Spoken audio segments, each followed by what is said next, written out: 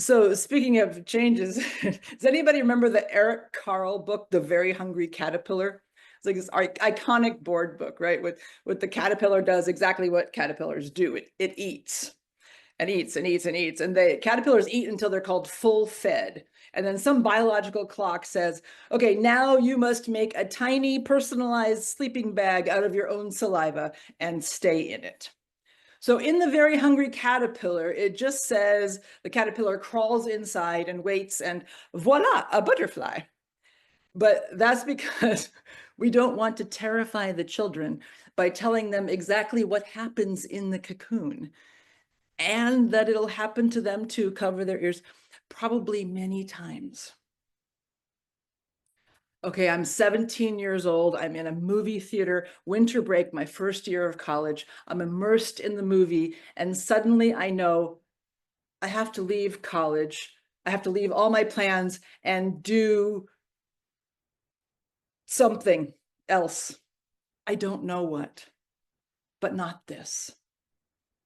Sends me ping-ponging between relief and anxiety and confusion and excitement and fear.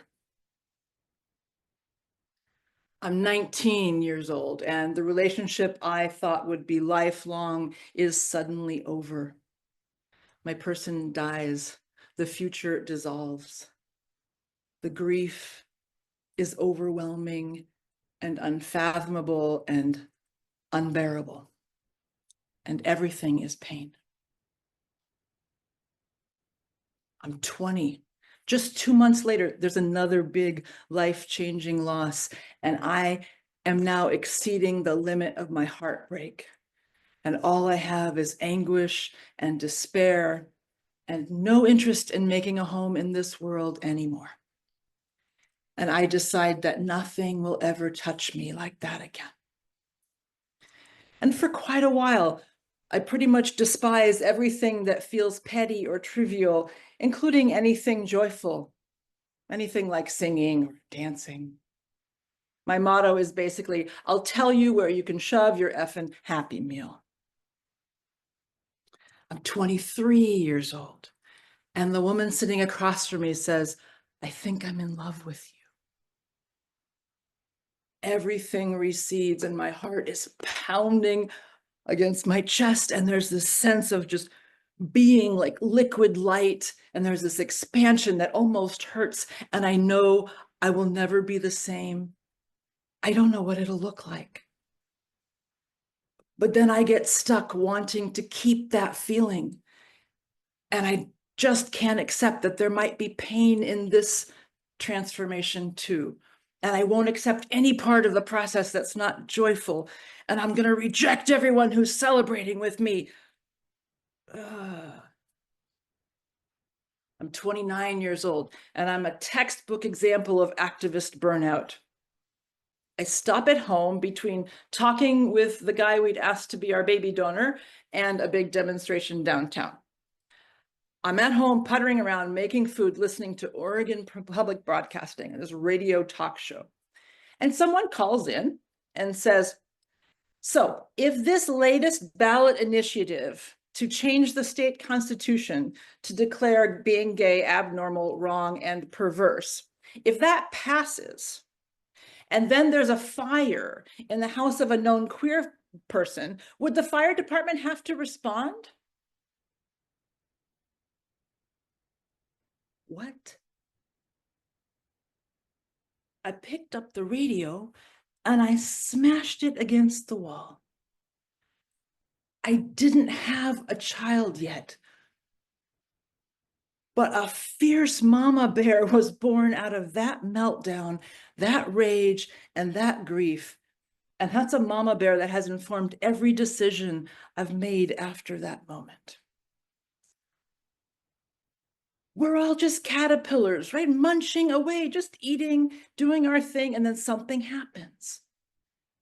You lose a job, you get a diagnosis, there's a pandemic, you fall in love, you break up, you become a parent. Your body function changes from injury or from aging or from illness. You recognize an addiction. Somebody you love dies. You question your gender identity, you get a new job, you move to a new place, you re-examine your spiritual connections. Things don't go as planned. We're sent into change. And Martha Beck has this great model of the change cycle and as a way to think about it, a way to conceptualize change. And we got it here on the screen. So recognizing this process can lessen the trauma of going through it, because real transformation is hard. It's supposed to be hard. We're supposed to struggle. And knowing that can help us be in the struggle rather than thinking that it's wrong, right? Rather than thinking we're not supposed to be struggling. So here's what it looks like. We enter on the left here with the little dot that says catalytic event. That's the things I was just talking about, all sorts of catalytic events. And then we go into square one in the upper left, right? This top row is the internal moves, and the left column is the small move. So this is a small internal moves, right? We're in the cocoon. I'm going to talk a lot about the cocoon. So just to show you the rest of it, square two is when there are changes happening, but they're still in the cocoon, right? Things are starting to form. There's dreaming and scheming inside your head, but doesn't have to be in reality yet. Okay. Square three is when the cocoon actually splits open and this butterfly makes its way out. And this is really like, there's a lot to be said about square three. This is, what does she call it? The hero's saga, right? Like, there's a lot. Square four is back to sort of small moves, and you're sort of working with whatever you figured out in square three about how your changes live in the actual world. Okay, thank you, Nathan. We can pop that down now. So today I'm just talking about the first phase, like what happens inside that chrysalis.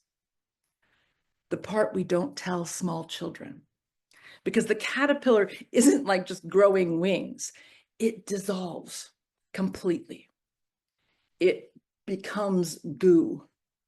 If you open a chrysalis at that time, you just get bug soup. But the bug soup is full of imago cells that have all the DNA for the butterfly. I love this. The root of the word imago is the same as the root of the word imagination and the word magic. So with psychological metamorphosis, or transformations that are serious enough to change our definition of ourselves, we lose part of our identity. In a way, we become formless, we dissolve. And we call it, right, a meltdown, falling apart, going to pieces. Our future is suddenly uncertain, and we become people soup, person soup. And it can feel sometimes like death, because it is. The caterpillar has to die. And to really change, part of our identity has to die, which brings fear and loss and grief. And these are always part of it, even when the change is something we very much want, even when it's joyful. There's still loss and letting go. And in some ways, it's a very frustratingly passive stage. It's like something happens to us, and our work is to not get in the way of the pain that we're in. Right? Our work is to stay in the cocoon and let ourselves dissolve. It doesn't always go so well with humans who generally like to control our lives a little bit. And I hate to be the one to tell you, but the only control we really have in square one is super annoying. It's just like that, relax and trust the process. Which, of course, is really easy when you're going through what a caterpillar would surely call the end of the world. Usually, parts of us fight like hell to keep old identities. I mean, we have no map, no compass, no way to know if we're going to come out the other side. We're sort of being asked to try to survive our own death. So we try to get out. We fight our feelings. We try to get our former life back. We create something that's a mirror image of it, understandably. Or we leap toward anything that's new and shiny to distract us from this terror. Rebound romance is the classic example. Unfortunately, all of that just stops our development, slows it down, prevents us from growing, makes the process more painful. So the mantra to live in square one by is, I don't know what the hell is going on, and that's okay. I'm not supposed to know. So when we don't know what's going on, how do we support ourselves and each other in sort of early square one?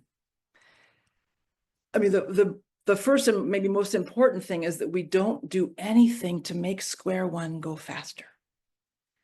Everything focuses on increasing our capacity to stay in the meltdown, to stay in the goo, to honor the necessity of that place, and to care for ourselves there.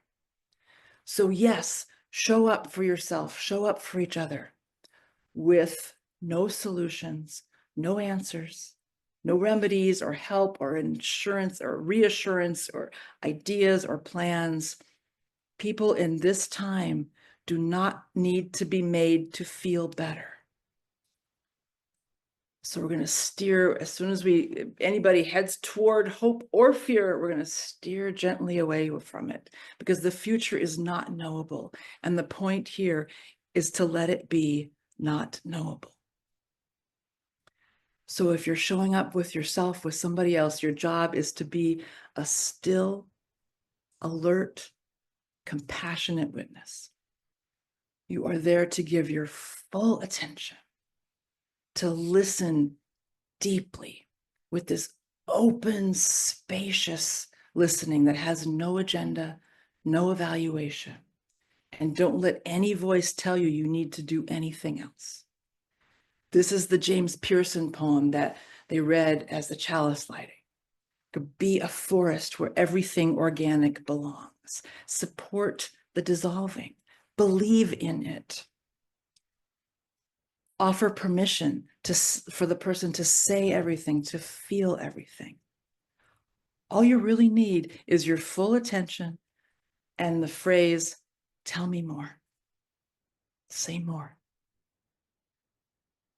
We will feel pain and fear and disorientation, and those are normal and expected and helpful. I love Patricia Runkle's piece. There's a Google Doc that I'm sharing. It might be in your order of service or somewhere, that has lots of poems from square one, because different words resonate with different people.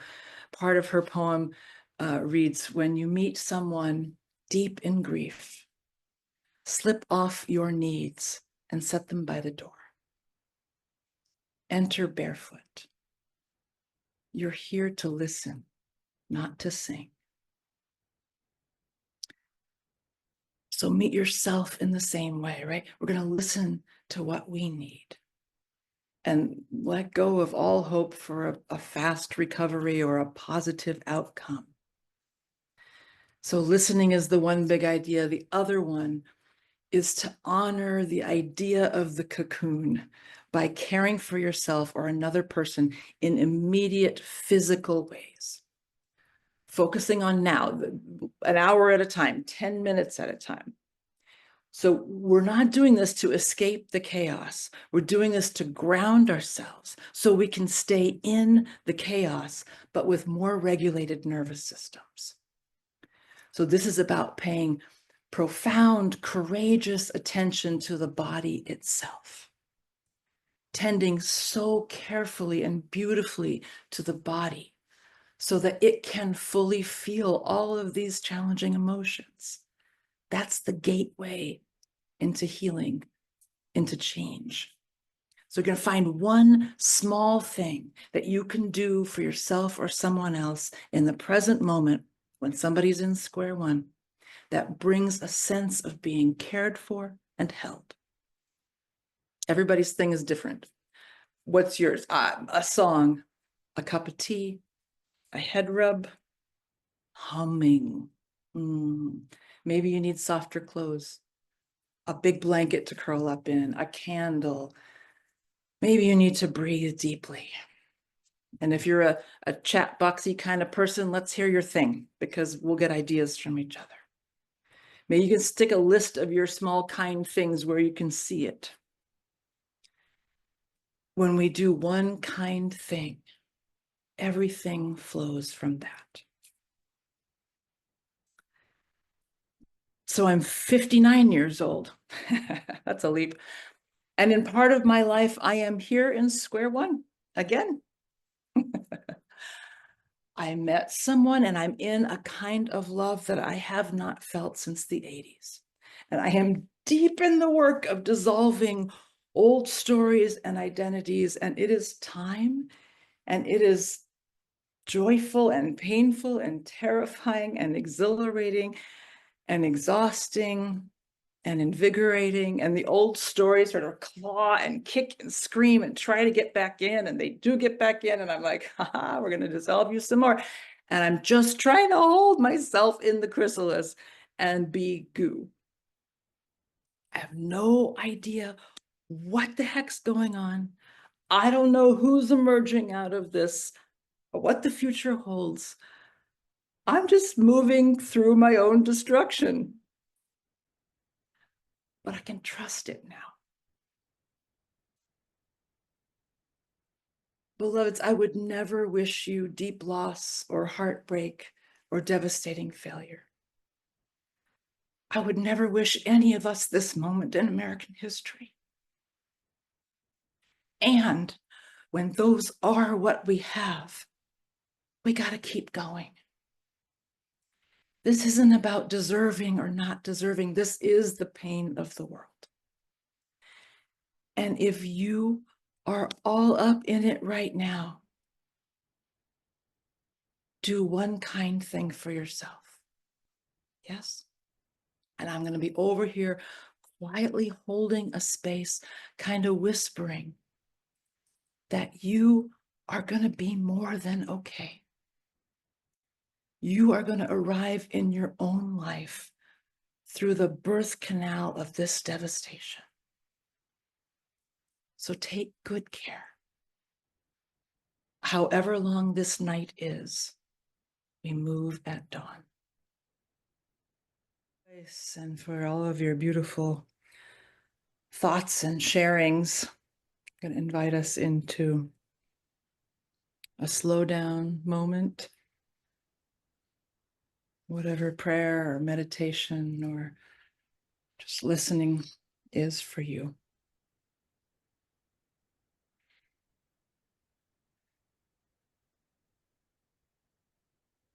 Persistent, resilient spirit of love and life,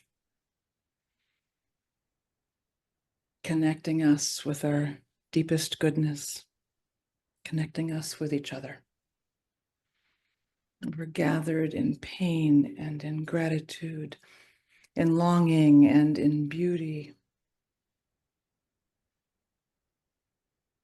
And we're bringing all that is swirling and anxious, stirred up by winds of change in our personal lives, in the lives of those we love, stirred up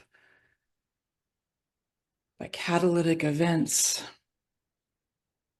by a news cycle that feels fast and furious. We're here, some of us in numbness and feeling frozen and stuck. We come here to melt a little with each other. What a gift, what a gift.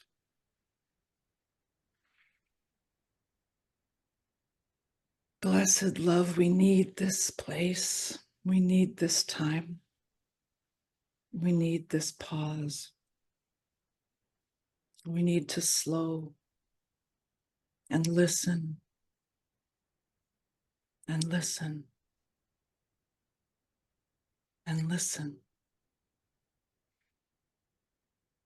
Listen to yourself.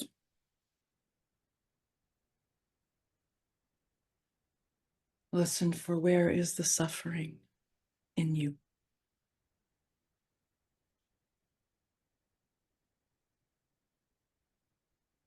What does it long to hear?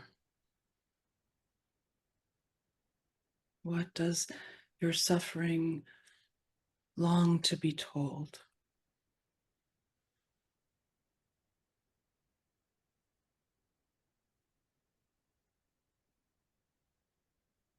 And what might it say to you about the one kind thing you could offer?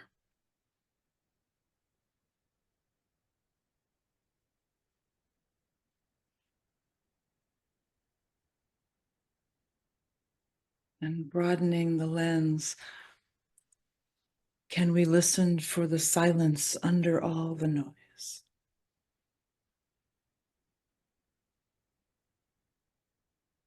Can we sense the stillness under all the motion?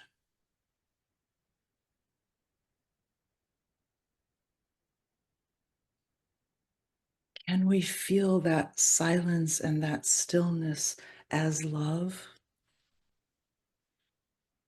as an invitation, as an opening,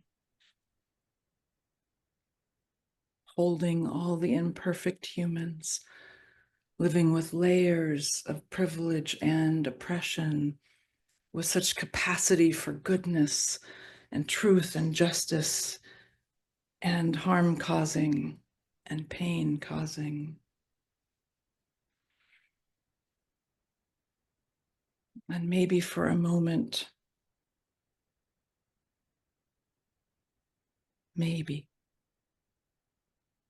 we can open a little wider so that there's room for all the ways we come apart. So there's room for our loved ones when they come apart. That's what we do. And we turn and we return to each other, toward the pain, holding it gently, toward love, toward a deep embrace of humanity, of the humanity of all the people. We are all held in a love that will not let us go, that will not let us let each other go.